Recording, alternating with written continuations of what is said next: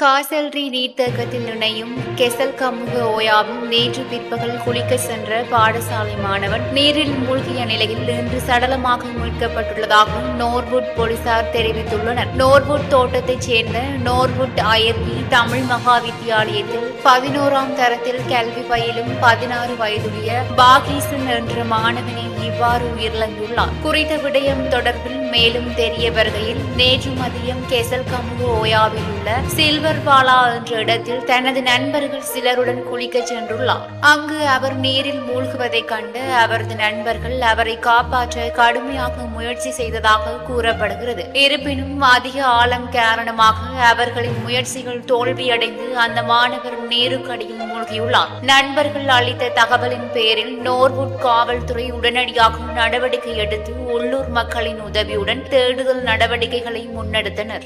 எனினும் நீரில் மூழ்கிய சிறுவனை மீட்க முடியாத நிலையில் இன்று ராணுவ சுழியோடியினரை வரவழைத்து குறித்த ஆற்று பகுதியில் தேடுதல் நடத்திய போது சுமார் 2 மணித்தியாலங்களின் பின்னர் ஆற்றினுள்ளிருந்து சடலமாக மீட்கப்பட்டதாக தெரிவித்த நோர்வுட் போலீசார் மேலதிக விசாரணைகளை மேற்கொண்டு வருகின்றனர்.